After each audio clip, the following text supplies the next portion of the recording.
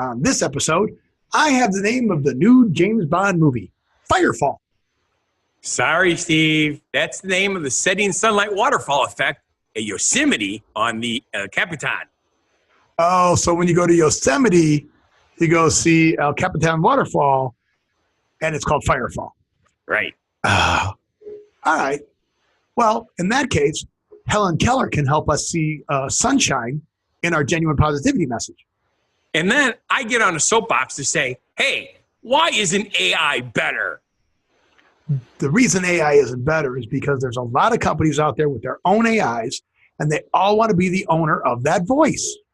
Well, I guess that's good. So in a way, we don't have the Skynet that tries to take the whole world over. Skynet?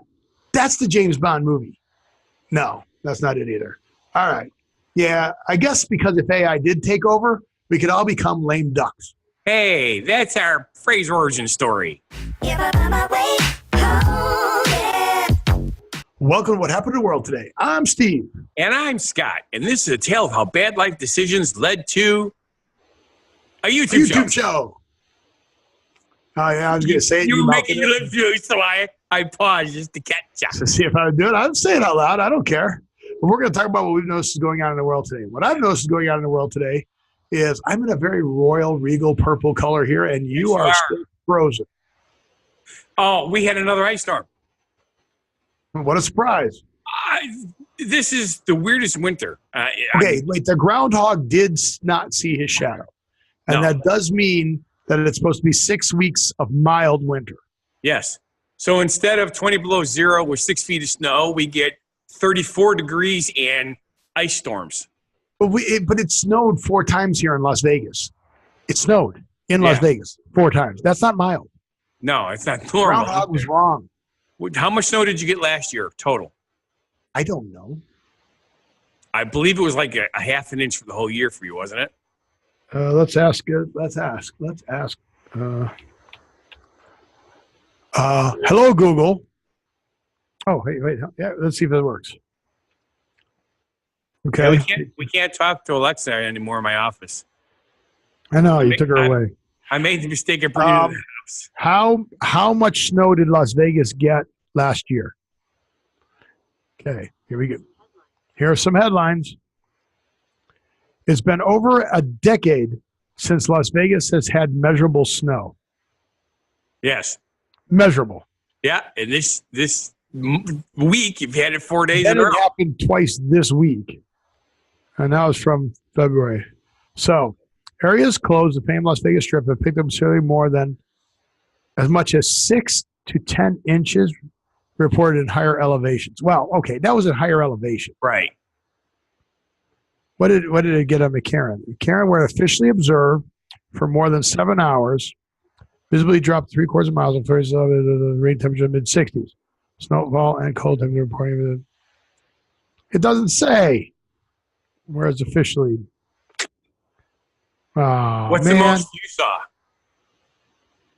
Oh, I saw people measuring 2 inches down in the suburbs. Right. See, what people don't realize is Las Vegas, the strip is relatively small, but everything else is spread all over our nation. Right. Well, the valley is only 27 miles long and 16 miles wide or 18 miles wide. Right. Oh, wait, here we go. Wait a minute. No way. The half inch recorded Wednesday. There you go. Half inch. Because I remember when you lived in Pahrump, you used to tell me that every once in a while you get a little bit of frost on your windows, but it's really rare because there's no humidity there to create frost. Right, but it definitely does stick up there because you're at elevation there. Right. You're at a higher elevation than you are here. So cool. So we should come back to AI and Alexa and all that in a bit. But let's move on to the firefall illusion at Yosemite that's going on right now. I've seen videos of this for the past couple of years now, and every year it just astounds me that nature's, look at the pictures behind, well, that's man-made behind you, except for the trees. But look what Mother Nature. Probably man-made too. They're fake trees. This is absolutely beautiful. Stunning. It's Mother Nature. Yeah. But go to, I like Yosemite, but it's actually Yosemite. But I like Yosemite. Yosemite. That's how it's spelled, Yosemite. Okay, But you it's say so. pronounced Yosemite. But if you've ever get a chance, look up Yosemite firefall. So Yosemite for spelling, Yosemite, all one word. Yeah, Yosemite. it's an annual phenomenon. It happens every year. Yes. It happens at the end of February. And it's only because that's the only time that the sun is in the right position to catch the waterfall at the right angle during sunset to turn it to that golden lava looking. Yeah, it looks like lava flowing down. It's the Horsetail Falls, and it makes it appear as though lava is flowing from the cliffs in the evening as the sun is setting. So that's pretty cool. It is stunning. So the only part that's bad is obviously since that's in the mountains in the wintertime, sometimes it gets snowed out. But this year they got lucky. The snow was on both ends of it. Yep, water fell on El Capitan. So it's pretty cool. Every once in a while, friends of mine send me pictures of like landscapes from around the world of things that most people never ever get to see because you have to be in good physical condition to get to these locations to take these pictures. Sure. This is one that anybody can get to. I believe it's even handicapped accessible. Well, Yosemite is very, very cool. I mean, Yes. you know, it's on El Capitan, and the way the sun hits it, it makes that cool glow, which is very cool. So, you know, I love that. But yeah, look it up. You could search up Firefall on El Capitan. Let's see if hey Google, Firefall on Yosemite's El Capitan. Let's see what it returns. I forgot. I turned it on my phone, and my phone just does. lit up when you did that. It did. It found it. So if you guys do that, so there you go. But there's a lot of cool stuff at Yosemite National Park. Yosemite National Park is one of those places that you should travel. Yeah. It's in California, Sierra Nevada. But it's definitely something that you should go take a look at. Yes. And go see. I know that they take school trips there all the time from the local area, but it's too far to go. You know, like going from Wisconsin there as a school trip is not very practical. So this is one of those things that at least once in your life you should do some touring with your family in the United States because there's things here that you need to see to appreciate. Pictures are awesome, but when you're actually there, it's an impression that will last you the rest of your life. Yeah, and you go camping there and everything. So Yes. definitely very, very, very cool. So definitely something you want to go check out and you want to go see. What's next on our subject board? I don't know. Our genuine positivity message. Did I close it? Oh, no, there it is. Our genuine positivity message. So since we just talked about sun in Yosemite, I think we should have something relating to sunshine. Okay. How about something from Helen Keller? Okay, so here's the world's worst joke about Helen Keller. Did you ever see the playground that her father built in her backyard? No, and she didn't either. Neither she, yeah. Okay, go ahead. A lot of people know she's also an author, you know, because her autobiography. But anyway, this is an awesome positive message.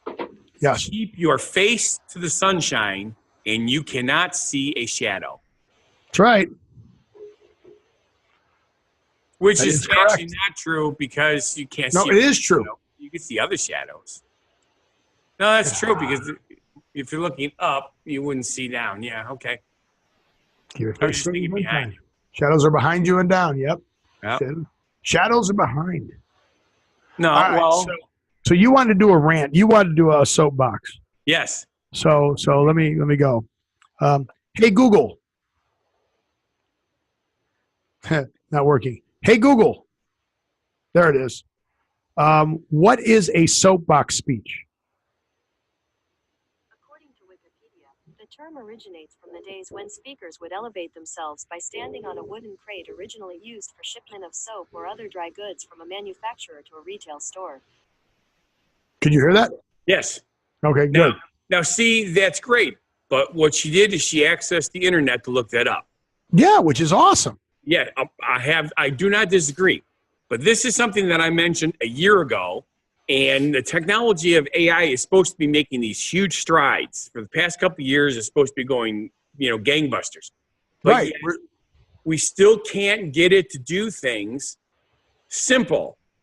One of my biggest pet peeves is, as a driver, professional driver, we need to be hands-free. Okay? So Yes. I wear a headset, a Bluetooth headset connected to my phone. Okay? Yes. If I'm on the road and I click on my headset and I ask Google or Alexa, in my case, a question. I'm saying this wrong, but we'll get to this there. You send me a text message. Okay. Okay. Scott, I'm sending you a text message. Right. I click on my headset and I say, Alexa, read me the text message. It will read me the text message. Perfect. Not a problem, right? The problem is it should once I tell it to read me the message, it should mark it as read, and I shouldn't keep getting notifications every 3 minutes telling me I have a new message, because then I'm clicking it, read me the next message, and it repeats the same freaking message. Simple things like that should have been fixed years ago. Is that AI's problem, or is that because everybody has their own version? So, right. So you see that this is a Samsung Note 8. Yes, you notice I was using Google Assistant and not using Bixby. Yes. Why do I do that? Because when I ask Bixby to text my wife, it can't do it. Correct. When I ask my Google Assistant to text my wife, hey, no Google, problem. text Peggy. Oh, God. Text Peggy. I love you. Oops, can you try again? Hey, Google. Hey, Google. Hey, Google. Text Peggy. I love you. Text Peggy Jursic, sure. Mobile or home? Mobile. What's the message? I love you. I love you. Do you want to send it or change it? Send it. Oops, can you try again? So is that what you mean? Yes, it should not be this difficult. Send it. I'll just push the confirm button. And what's really funny is every time you said that, my phone lit up. I do not recognize the voice. Nice. So yeah, so there's a problem because Bixby is the Samsung and I'm using Google Assistant, and it's not as perfect as it should be. But there was do you ever watch the TV show MacGyver? Oh, I love that show. Did you see the latest one where he builds the AI? Say again? Did you see the latest one where he builds the AI? Yes. And she tells her the riddle. Do you remember the riddle? Yes. Okay, I know it. So here it is. Oh.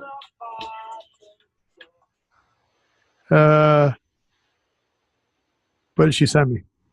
I love you too, or what the hell? You're sending me a text message. It says, I love you too. Yeah, see? Yeah, there you go. So, ladies and gentlemen, Steve and Peggy have been married for almost ever, and they still love each other. How awesome is that? it is awesome. But so the riddle was, there was a woman with 5 husbands.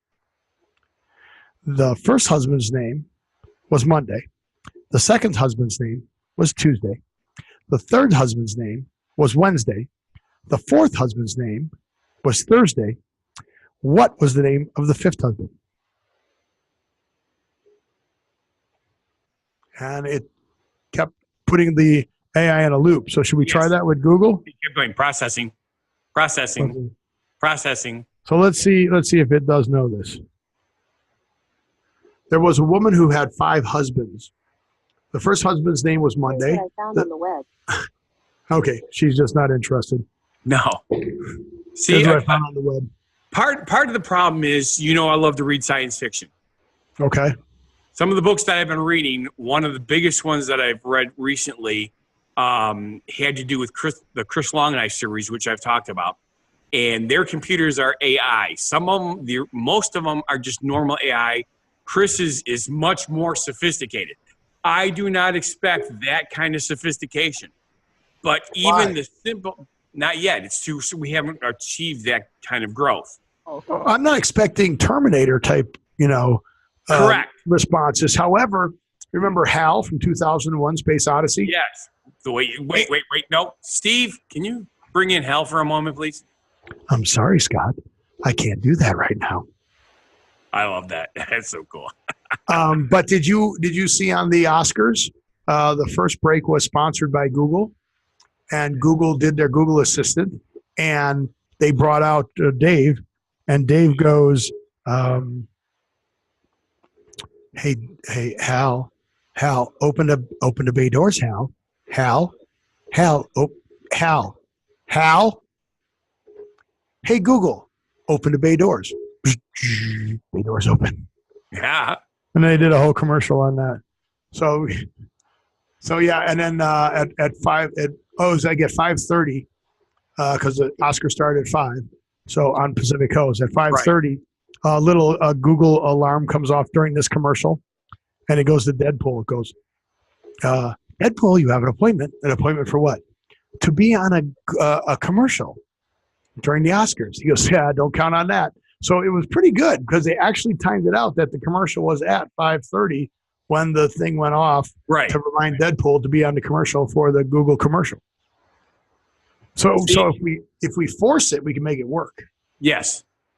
But I'm just disappointed that they're trying to get it to do all the sophisticated stuff when they don't even have the simple things fixed yet. Get the simple stuff to work, the stuff that we all need to have it work all the time flawlessly. Please. Well, I mean, okay, so do we really need it to tell us your milk in the refrigerator is expired? Yeah, your refrigerator one does that, yes. But, okay, so here's the other thing. Did you know that your milk doesn't expire because it's pasteurized? If you have pasteurized milk, you cannot get sick off of drinking it even after it turns clumpy. Yes. Because the bacteria has been killed. That's pasteurization. Yeah, it's pasteurized. So the expiration date is a fallacy. Yes. Nobody wants to drink it. My daughter's the worst. Hi, Courtney. Sorry, but if it's the expiration date on there, she's done. She's like, nope, not going to do it. I go, that expiration date doesn't mean it's expired. It just means it's a day past its optimum taste. I don't want it. I don't want it. I don't want it. And then on potato chips, it's just so they buy more. You buy more. It's not expired. No, so, I completely relate to that. Now, one thing that does bother me is when I like lunch meat. I have a package of lunch meat. It says it's good for 3 weeks, and a week and a half later, it's starting to get slimy. That does bother me. That may actually be bad. Yes. But what I get a kick out of is my wife loves those international coffee creamers. Right. And it's super ultra pasteurized. The dates on those things are like for 2 months on a dairy product. It just freaks me out. Yeah, you don't have to refrigerate it. Well, it was your up and it says refrigerated, but yeah. Yeah. The kind she gets. She gets the little packets, though, right? Not the big, the big big bottles. Creamer. Oh, she gets the big bottle. I was saying, you get it in the little packets. I was like, well, how is she only using half of the little packet? Yeah, that stuff lasts forever. I'm talking about the liquid actually lasts for 2 months. Yeah. For 2 months. That's impressive. And it lasts actually longer than that. Correct.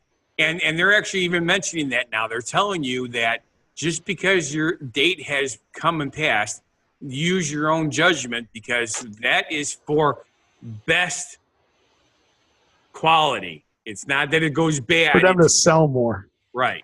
It's about time you should be buying more from us is what it is. But AI can fix that out. Did you notice I didn't even do my Al joke this time? I was surprised that you didn't because that's one of the things you like to do. Yeah, because it's not written anywhere. No. You did, not, of course, get to do Hal, which is like Al. So, but, I'm just thinking that you were just being lame. Hal being lame? Yeah. Al, lame? Yeah. So, no, but that's it. Yeah. So AI is not working as well as we want it to. But then again, do we want it to work as well as we want it to? Because then the next step is, Terminator. It takes over. Skynet. Yes. And then on the Orville, Did you notice there's a two-parter going on right now? Really? Did you see the last one? Yeah, it's a two-parter one. I haven't seen it yet. And it's a version of, it's not going to ruin anything for you, but it's a version of the Borg. So Isaac, the robot, Yes. goes back to his home planet. Interesting. And you find out about them. Yes. And it's not ruining anything. You find out that well, maybe it is ruining something. You find out that they are kind of like the Borg, where they are the superior beings because they're trying to decide whether they're going to join the Federation or not. Right. So you find out that they're not everything they're supposed to be, and if you watch that, you're going to even hate AI even more now. Yeah. So Well, you need to watch every those series that he's in, he mentions that he is a superior being. Right. Well, that's the next step with AI. Yes. So we'll go watch those shows, and then we can talk about that on the next episodes or next episodals or whatever.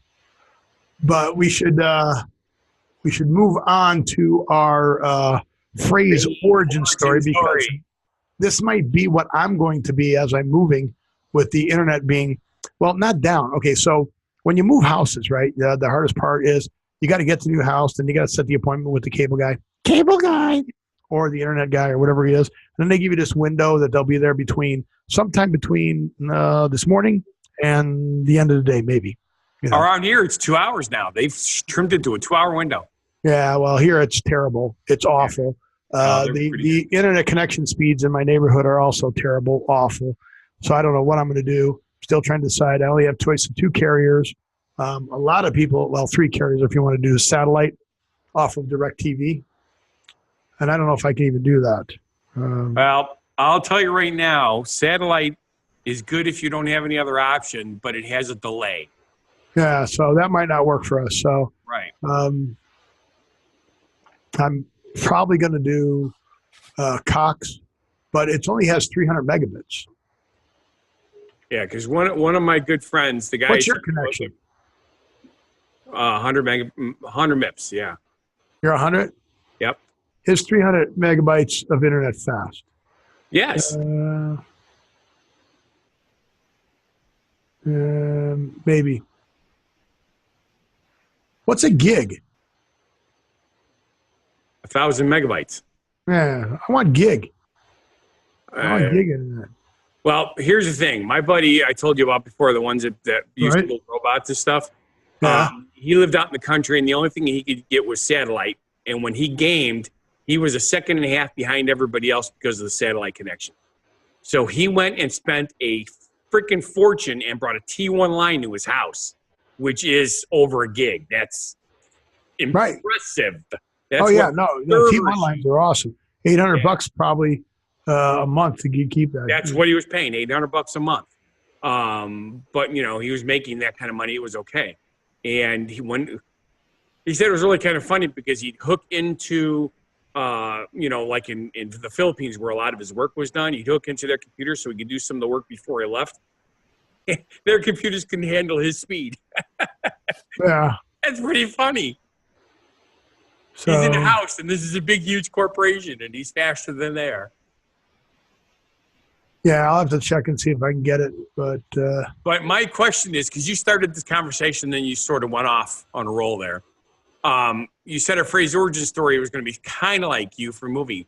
So what is it? The lame part for moving all the stuff? No, lame duck. Walking like a duck. Oh, the whole thing lame together. duck. Lame duck. Okay. Yeah, lame duck.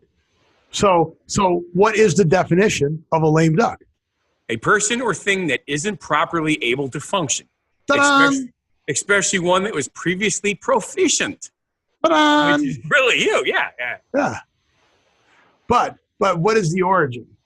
Well, now most people think it has to do with politics because that's what we hear all the time, lame duck session, but no, it actually came from the London stock market and referred to investors who were unable to pay their debts. So they were lame? They were lame. Well, yeah.